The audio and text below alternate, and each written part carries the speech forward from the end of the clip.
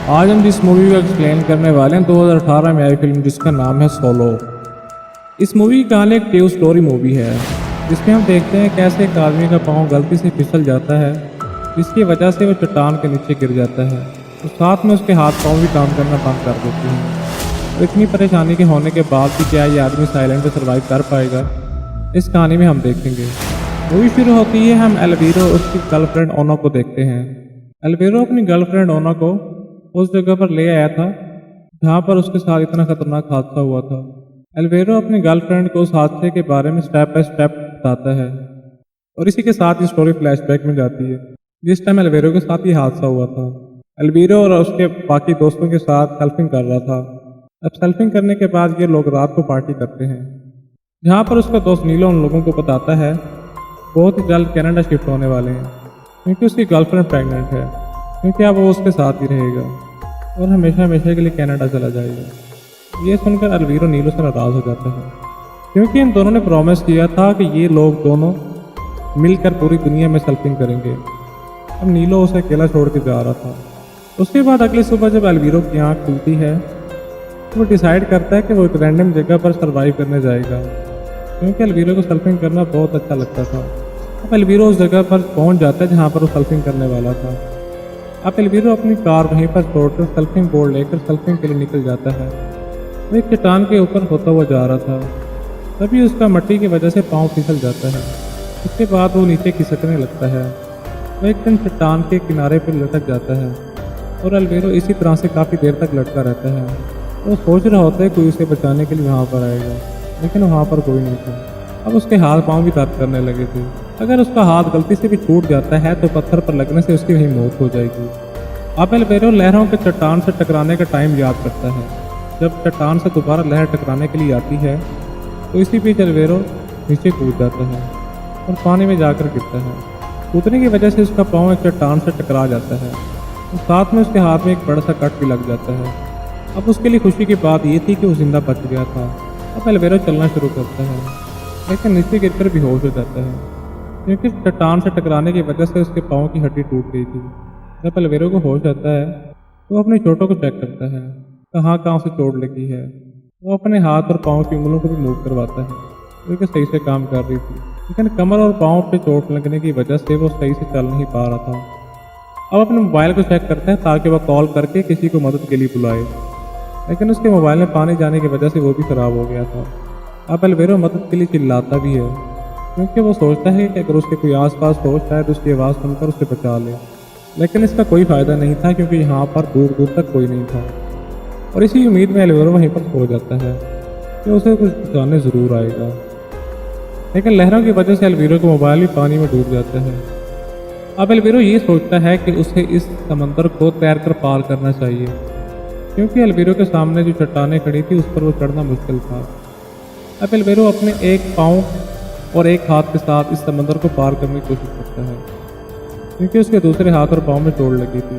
अब थोड़ी देर सफर करने के बाद उसके पेट में दर्द होना शुरू हो जाता है क्योंकि चोट लगने की वजह से उसे इंटरनल ब्लीडिंग हो रही थी। अब एल्वीरो अपने पाँव और हाथ को बिना हिलाए अपनी बॉडी को पानी की सतह पर बराबर रखने की कोशिश करता है क्योंकि हिलने पर से बहुत ज़्यादा दर्द हो रहा था। अब एल्वीरो ये आस छोड़ देता है तो यहाँ से जिंदा बचकर निकलेगा। अब वो डूबने लगता है और डूबते हुए समंदर की गहराइयों में जाने लगता है। अब वो जब डूबते हुए समंदर की गहराई तक पहुँच जाता है तो उसको उसकी गर्लफ्रेंड ओना की याद आती है। इसके बाद वो फिर से पूरी जान लगा देता है और तैरते हुए समंदर की सतह पर आ जाता है। अब हम फिर उससे वही सीन देखते हैं जहाँ पर एल्वीरो अपनी गर्लफ्रेंड को बता रहा था और साथ में एल्वीरो उसे अपनी लाइफ में वापस आने के लिए बोलता है, लेकिन ओना उसे मना कर देती है क्योंकि एल्वीरो कभी भी अपनी लाइफ को लेकर सीरियस नहीं था। उसके बाद ओना उसे अपनी लाइफ को जीरो से शुरू करने के लिए कहती है। सर्फिंग बोर्ड लेकर वहाँ से सर्फिंग के लिए चली जाती है। अब जब वो उसे रोकने की कोशिश करता है तो उसे पता चलता है ये सिर्फ उसका इमेजिनेशन था। वो कुछ भी अपनी गर्लफ्रेंड से नहीं कह रहा था क्योंकि अभी भी एल्वीरो अपनी सर्वाइवल लाइफ के लिए कोशिश कर रहा होता है। ये सब जो अभी देख रहा था उसका ख्वाब था। आखिरकार एल्वीरो इतनी मेहनत के बाद दूसरे किनारे तक पहुंच जाता है, लेकिन वो अभी भी शहर से बहुत दूर था। अब वो दोबारा पानी में नहीं जा पाएगा क्योंकि उसकी बॉडी में बहुत ज़्यादा दर्द हो रहा था। अगर वो पानी में जाएगा तो उसकी बॉडी से और भी ज़्यादा इंटरनल ब्लीडिंग शुरू हो सकती है जिसकी वजह से उसकी वहीं पर मौत भी हो सकती है। अब एल्वीरो को यहाँ पर पूरे 24 घंटे हो गए थे। उसके बाद एल्वीरो वहीं पर लेट जाता है और साथ ही अपने पास बड़ा सा SOS का मैसेज भी लिख देता है, ताकि उसे कोई ऊपर से देखे तो उसे पता लग जाए यहाँ पर कोई है। अब एल्वीरो यहाँ पर लेटे और सोच रहा होता है काश उसकी कोई मदद के लिए यहाँ पर आ जाए, लेकिन किसी को भी नहीं पता होता कि यहाँ पर एल्वीरो सर्फिंग करने के लिए आया था। एल्वीरो के बैग में जो फाइल पेपर होता है उसे अपने हाथ में लगी चोट पर लपेट लेता है ताकि उसको कोई इन्फेक्शन ना हो। अब एल्वीरो को पानी में तैरता हुआ एक पुराना सर्फिंग बोर्ड दिखाई देता है। इसे लेने के लिए बहुत मुश्किल से उसके पास रेंगते हुए जाता है, लेकिन अब लहरें बहुत तेज़ी से चट्टान से आकर टकरा रही थी। इसके बाद एक चट्टान एल्वीरो के एक पास ही के पत्थर पर पटक देती है, जिसकी वजह से एल्वीरो वहीं पर बेहोश हो जाता है। अब कुछ देर बाद जब एल्वीरो को होश आता है तो अपने आप को पानी के अंदर पाता है और अपने बैग को पास ही एक चट्टान में फंसाने की कोशिश करता है ताकि उन तेज़ लहरों से बच सके।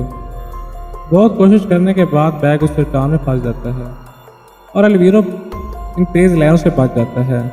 अब यहाँ से एक हेलीकॉप्टर गुजरता है, लेकिन एल्वीरो की हाइट की बात किस्मती होती है कि वो उसे देख नहीं पाते। अब जब तक लहरों की पुछार कम न हो जाए एल्वीरो वहीं पर लटका रहता है।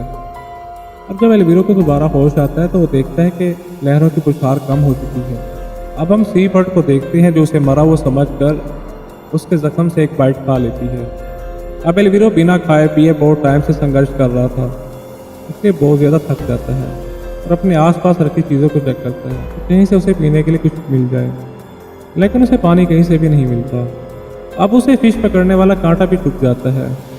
रात को एल्वीरो एक छोटा सा गड्ढा बनाता है, उसमें फाइल पेपर बिछाकर उसमें टॉयलेट करता है। अब पीने लायक पानी ना होने की वजह से उसे अपना ही यूरिन पीना पड़ता है और साथ ही खारे पानी की वजह से एल्वीरो के हाथ में खून बहना शुरू हो जाता है।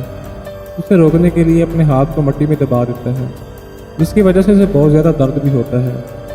एल्वीरो की इतनी किस्मत ख़राब होती है कि उसकी मुसीबत कम होने का नाम ही नहीं लेती। अब रात को टेम्परेचर गिर जाता है, जिसकी वजह से एल्वीरो को बहुत ही ज़्यादा ठंड लगती है।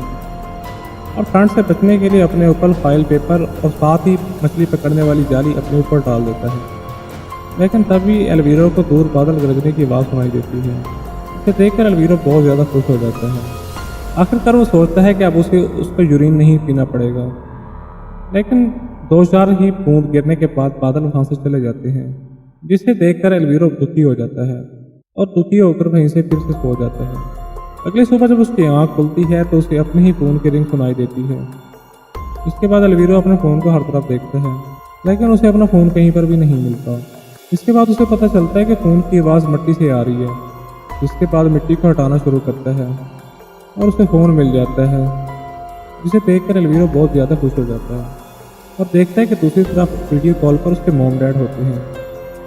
अपने मॉम डैड को अपने इस पूरे हादसे के बारे में बताता है, लेकिन उसके मॉम डैड से कोई जवाब नहीं देते, क्योंकि उन सबको पता होता है कि ये सब वो उनके साथ इमेजिनेशन कर रहा है, ना ही उसके हाथ में कोई फ़ोन है। ऐसा इसलिए उसके साथ हो रहा था क्योंकि उसकी पूरी बॉडी में खाना और पानी की कमी हो चुकी थी। इसके अलावा एल्वीरो बहुत बार पानी की कमी पूरी करने के लिए अपना यूरिन पी चुका था, जिसमें इंटरनल ब्लीडिंग की वजह से सिर्फ खून ही निकल रहा था। एल्वीरो को ये सब पता होता है कि सिर्फ इमेजिनेशन ही कर रहा है। इसके अलावा भी अपने मॉम डैड से बात करता रहता है और अपनी पुरानी सभी गलती के लिए उनसे माफ़ी मांगता है, क्योंकि वो सोच रहा था कि पता नहीं दोबारा ये मौका मिले या ना मिले, क्योंकि उसे लग गया था कि यहाँ से पक्का जिंदा नहीं निकल पाएगा। इसके बाद उसे वहीं पर सर्फिंग बोर्ड दिखाई देता है, जो उसे पहले भी दिखाई दिया था। इस बार सर्फिंग बोर्ड लहरों की वजह से किनारों पर आ गया था। इसके बाद एल्वीरो उसके पास आ जाता है। अब एल्वीरो को लगता है कि सब कुछ ठीक हो गया है और अपने सभी फ्रेंड के साथ इंजॉय कर रहा है और सर्फिंग कर रहा है। ये सब उसे लग रहा था, लेकिन रियल में एल्वीरो अभी भी वहीं पर फंसा हुआ था। अब एल्वीरो के पास 2 रास्ते थे। अब उसके पास 2 रास्ते बच जाते हैं। एक तो यहीं पर रुककर अपनी मौत का इंतजार करे या फिर से हिम्मत करके समंदर के साथ फाइट करके यहाँ से निकल जाए। अब एल्वीरो दूसरे रास्ते को चुनता है और सर्फिंग बोर्ड को लेकर समंदर को पार करने की कोशिश करता है। थोड़ी देर चलने के बाद ही उसकी पूरी एनर्जी खत्म हो जाती है। दर्द की वजह से अपने हाथ पाँव को सही तरह से हिला भी नहीं पा रहा था और इसकी वजह से ना ही वो आगे बढ़ पा रहा था और ना ही लहरों से खुद को बचा रहा था और वो अपने बचने की सारी उम्मीदें खो देता है। अब उसे लगता है कि उसकी मौत बहुत नज़दीक है, अब वो बिल्कुल भी नहीं बचने वाला। अब एल्वीरो अपने आप को बचाने की कोशिश भी नहीं करता और वो डूबने लगता है। अब वो समंदर की गहराइयों में जाने लगता है। अब उसका सर्फिंग बोर्ड पानी के ऊपर तैर रहा था, जिसको देखकर रेस्क्यू टीमें वहाँ पर आ जाती हैं और टाइम रहते ही एल्वीरो को बचा लेती हैं। अब एल्वीरो को सीधा हॉस्पिटल भेज दिया जाता है। अब हॉस्पिटल में मिलने उसके बेस्ट फ्रेंड नीलो और उसकी एक्स गर्लफ्रेंड ओना भी वहाँ पर आती है। अब हमें बताया जाता है रेस्क्यू टीम को एल्वीरो शहर से 1 किलोमीटर दूरी पर मिला था, जो कि वहाँ पर 45 घंटे फंसा हुआ था। और ये मूवी एक ट्रू स्टोरी मूवी है, इसलिए हमें इस मूवी के एंड में वो रियल एल्वीरो दिखाया जाता है जिसके साथ ये हादसा हुआ था, जो कि उस जगह को ध्यान से देख रहा था जिस जगह पर उसने अपनी मौत को इतने करीब से देखा था। और साथ में मूवी के एंड में हमें वो फुटेज भी दिखाई जाती है जहाँ पर रियल में एल्वीरो को उन्होंने रेस्क्यू किया था। ये मूवी यहीं पर ख़त्म हो जाती है।